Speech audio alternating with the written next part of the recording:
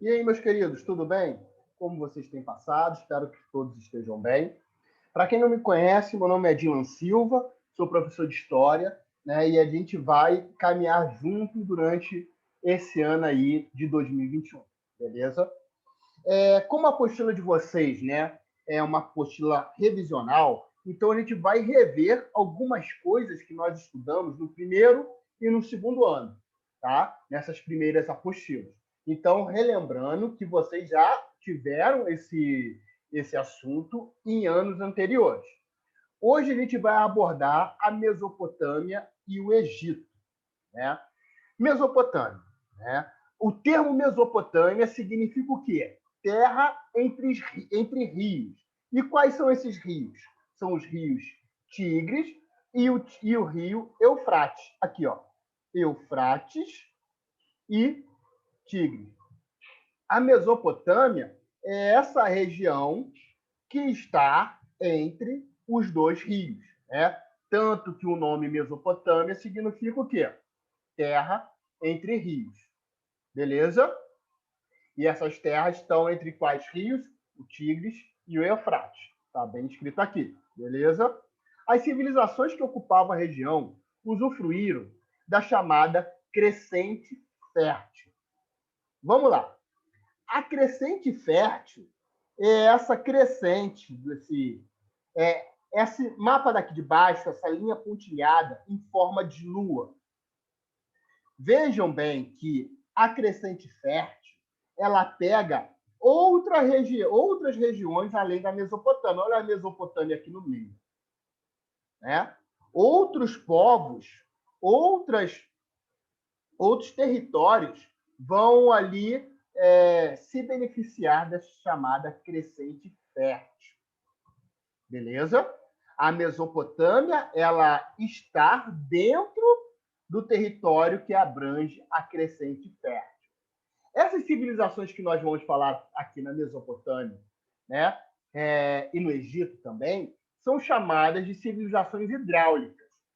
Né? São civilizações que vão ali utilizar, se apropriar, se aproximar dos rios para tirar o seu sustento.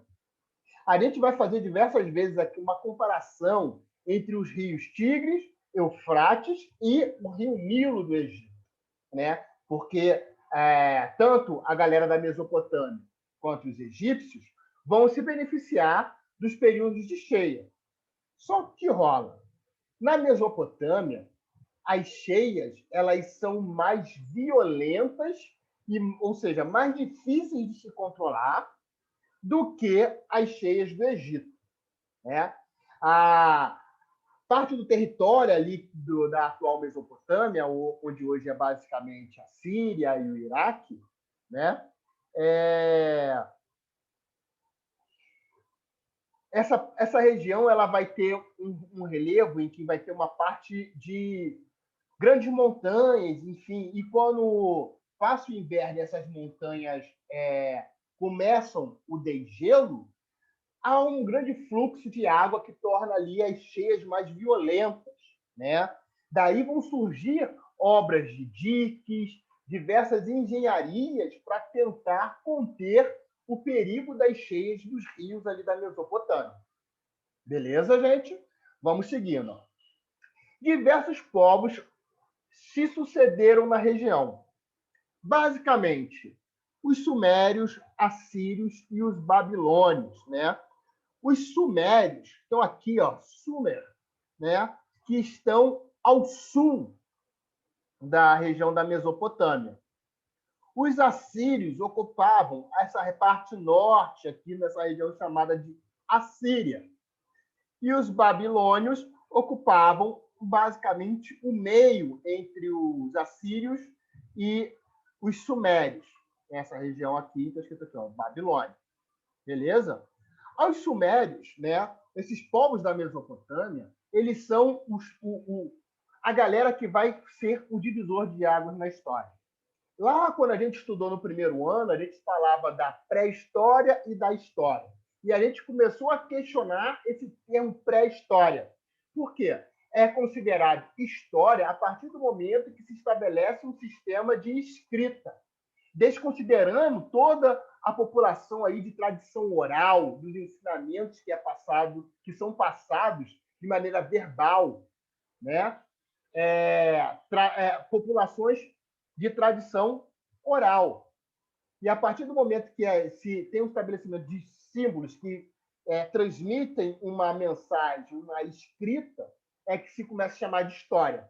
Né? A gente começa a problematizar isso e a tentar desconstruir esse preconceito histórico. Né? Mas os sumérios que estão aqui, eles são os pioneiros a criar uma forma de escrita. Eles criam a chamada escrita cuneiforme, em formato de cunhas, né? Que vai facilitar ali o comércio, né? A circulação. Os sumérios eles vão ter uma grande rota comercial. E eles vão fundar diversas cidades, aqui, como, por exemplo, Ur, Lagash, Uruk. Né? E também vão ser os sumérios que vão inventar a roda. Os sumérios vão inventar a roda, os sumérios vão englobar a roda nos carros para facilitar a circulação comercial. Os assírios, eles são um povo, digamos, mais militarizado da região. Os assírios, eles vão ser considerados vão ser lembrados em sua grande parte por conta da sua crueldade e da sua violência. É basicamente um dos primeiros povos que vai ter um exército físico, um exército fixo, né? Então, os assírios é um povo mais militarizado. E a Babilônia, né, os babilônios que estão ali entre os dois territórios, então, eles vão ter um exército e também vão receber influência dos sumérios. Os babilônios eles vão criar o primeiro código de leis escritos, que a gente chamou lá no primeiro ano de Código de Hammurabi. Lembram disso? Olho por olho, dente por dente. Né? O código, a lei de Tailão, que faz parte do código, né? O código tem diversas leis, tem diversas ordens, né? Aí o olho por olho e dente por dente é a lei de Tailão, que está inserida ali dentro do Código de Hammurabi, né? Ele aplicava penas semelhantes aos crimes. Se o cara arrancou o meu olho, eu vou arrancar o olho dele, né? A lei vai fazer isso. Se um médico está fazendo uma cirurgia aqui, né? Que já existiam cirurgias aqui nesse período, e o paciente morre, era bem provável que o médico também fosse condenado à morte por conta do crime. Né? Então, a lei de Tailão, aí, dentro do Código de Hammurabi, estabelecia semelhança entre as penas. Beleza? Organização social. Aqui, ó. Essa imagem aqui é uma argila, nessa parte de cima aqui, da escrita cuneiforme. Essa daí era a escrita criada pelos sumérios. Vamos falar da organização social. O governo detinha os poderes militares, administrativos e religiosos. Era visto como representante de Deus na Terra. Então, o rei, o monarca, a pessoa que governa, ela era vista como um representante de Deus na Terra. Isso é uma característica é uma característica da teocracia, governo de Deus. A maior parte da população era formada por pessoas pobres. A agricultura e a pecuária consistiam as principais atividades econômicas. Né?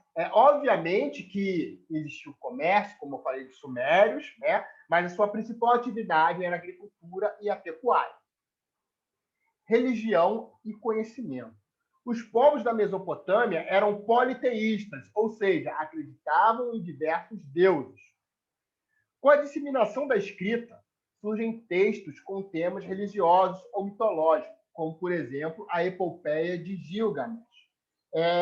A Epopeia de Gilgamesh é um texto sumério, né, que narra aí as aventuras desse herói Gilgamesh. Né?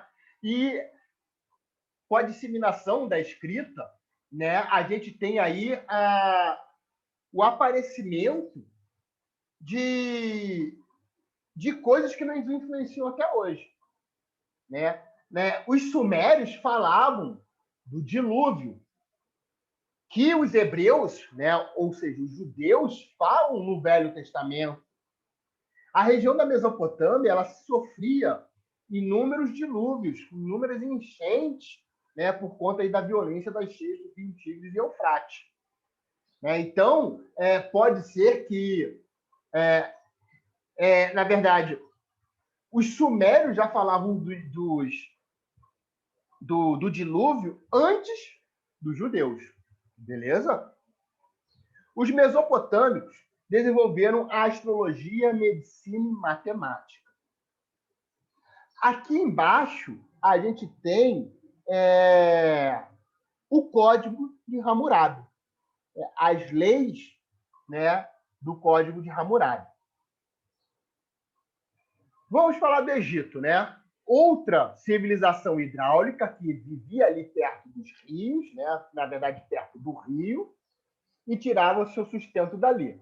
Tanto que a gente tem, né, a frase o Egito é uma dádiva do Nilo. O que isso significa? Significa que o Nilo proporcionou a sobrevivência do povo do Egito na região, porque o Egito é uma região desértica. E o Nilo vai fomentar o sustento da população na região. Né? Vamos aqui, ó. Nilo, fonte de sustento. Utilização do regime de cheias do Nilo para a agricultura. Vejam aqui essa figura do lado. Né? A gente tem o rio Nilo no seu leito normal. E depois a gente tem o período de cheias do rio Nilo, aqui na foto de baixo. Olha, vejam que ocupou uma grande parte aqui que não estava ocupada. Depois do período de cheias, o Nilo volta para o seu leito normal. E toda essa parte aqui que foi ocupada pelas águas fica rico numa substância chamada de humus. E esse humus é crucial para o desenvolvimento da agricultura. Então, os egípcios eles vão utilizar esse regime para fazer a sua colheita, para plantar, tá bom? Necessidade de irrigar as terras para a agricultura fez com que as aldeias, que eram chamadas de nomos, instaurassem um sistema de trabalho coletivo. Então, no Egito existia um sistema de trabalho coletivo. Para conter ali as cheias, desviar e irrigar regiões, ocorre ali também a construção de canais que vão facilitar a irrigação do local. Com o passar dos tempos, surgiram os chamados nomarcas, que eram líderes locais. Né? Os nomos, ou os nomarcas, eram chefes de determinadas aldeias. A partir dos nomarcas, surgiram dois reinos, o Baixo Egito e o Alto Egito. Olha aqui. Ó. Baixo Egito, mais próximo do mar Mediterrâneo, e o Alto Egito, aqui na região da Núbia. Com o passar do tempo, vai ocorrer a unificação dos dois reinos, do Alto e do Baixo Egito. Né? Olha aqui, a gente tem, ó, por exemplo, aqui, a coroa do Alto Egito era de uma forma. A coroa do Baixo Egito é de outra forma. E a partir do momento que a gente tem a união desses dois reinos, surge uma terceira coroa que traz aqui o símbolo dos dois reinos. Né? Vamos lá. Ó. Como que era dividida a história, como que é dividida, na verdade, a história do Antigo Egito? É dividida em Antigo Império, Médio Império e Novo Império. O Antigo Império vai de 3.200 a 2.300 a.C. A unificação do Egito que eu falei para vocês, ela é atribuída ao faraó Menes, né? que cria, na verdade, a capital em Mênfis. É nesse momento também que a gente tem a construção das pirâmides mais conhecidas do Egito. Né?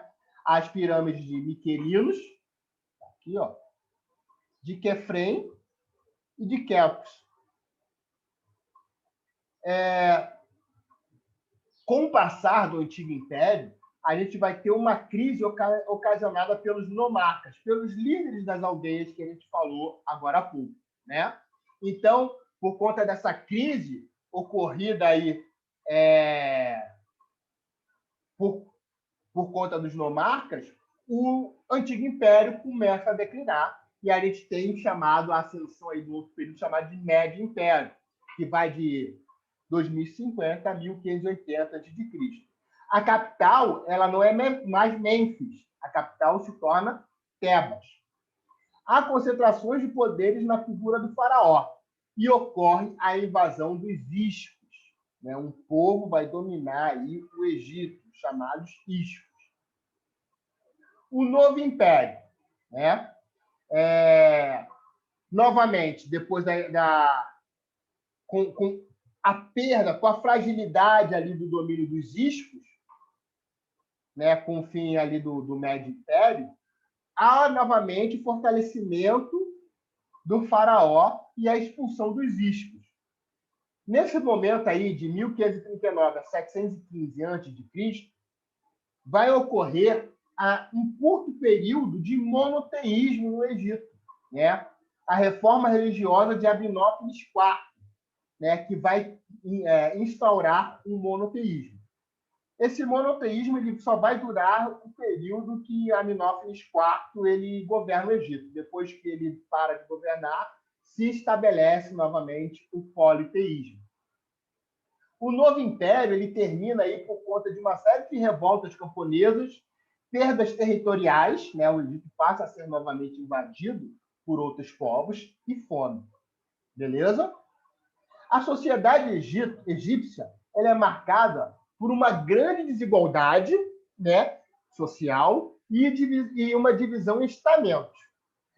São basicamente o faraó, nobres e sacerdotes, soldados, escribas, artesãos e escravos. Vejam aqui, ó, que quanto mais para a base, maior o número de pessoas. Tá?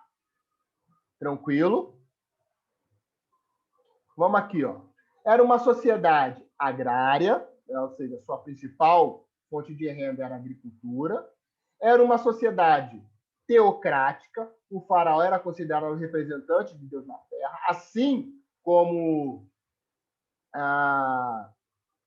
as civilizações da Mesopotâmia, mão de obra servil e modo de produção asiático. Vamos falar um pouquinho sobre o modo de produção asiático. Esse modo de produção asiático ele ocorre em diversos lugares do mundo. Por exemplo, o Egito não está na Ásia, né? O Egito está na África. Mas o modelo de produção é semelhante ao que ocorria em povos da Ásia. Né? A Mesopotâmia ela está no Oriente Médio. Então, e ali também tem o chamado modo de produção asiático. É basicamente que tudo pertence ao monarca, no caso do Egito, aqui falando do faraó. E as coisas eram divididas conforme a vontade do faraó. Então, o modo de produção asiático é basicamente isso. Tudo pertence ao faraó e ele divide como ele bem entende. Tá?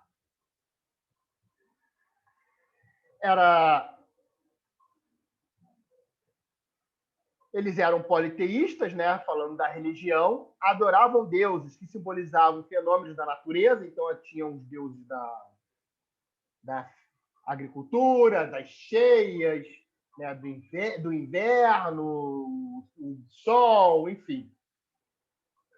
Acreditavam na vida após a morte, no reino de Osíris, e as pirâmides eram grandes túmulos. A gente falou bastante disso lá no primeiro ano, que as pirâmides eram túmulos para os grandes faraós. Tá? Aqui eu trouxe alguns deuses egípcios, né? Aqui, ó, Ísis, Osíris, Anubis, Ra, Amon, Ra, Sobek, enfim. São alguns deuses ali que têm essa mistura, né, de homem e animal. Né? Tanto que muitos animais aí nos egípcios são, são sagrados, né? Se vocês jogaram aí o Assassin's Creed Origens, né, que se passa no Egito, a gente vê aí diversas vezes figuras de gato e, por um acaso, você atacar, né, numa luta, quando acabar matando um gato, lá no jogo aparece uma mensagem que você não pode atacar os gatos, que os gatos são animais sagrados, como, por exemplo, né, estou dando aqui no exemplo do Egito Antigo, tá? Se bem que ali se passa bem à frente, né, ali já havia a invasão romana, que a gente vai falar mais para frente, mas o gato é um animal sagrado para os egípcios. A cultura. Desenvolveram técnicas de mumificação que trouxeram diversos avanços na medicina e no conhecimento do corpo humano. São avanços gigantescos na anatomia humana. Né? Desenvolveram a escrita demótica, usada para relatar assuntos do dia a dia no Egito Antigo, né? Uma escrita, digamos aí, mais informal. E o hieroglifo, né, hieroglífica, ou hierogrifo, né, que é a mais usada pelos escribas egípcios para assuntos religiosos. Aqui em cima, a gente tem os chamados hieroglifos, tá? Digamos que é uma escrita mais rebuscada, tá? Somente no século XIX, a linguagem egípcia começou a ser decifrada com a descoberta da pedra Roseta, que está aqui do lado, né? Pelo exército de Napoleão, a partir do momento que ele estava ali invadindo a África. Nessa pedra existia ali inscrições tanto em hieroglifos como no demótico e em grego. E a partir daí começou-se a se desvendar a linguagem dos egípcios. Beleza? Então, gente, isso aqui foi relembrando o primeiro capítulo da apostila de vocês, que é uma revisão aí dessa unidade que a gente já estudou lá no primeiro ano, tá? Então, isso aqui é basicamente uma revisãozinha, beleza? Então, meus queridos, até a próxima. Tchau, tchau.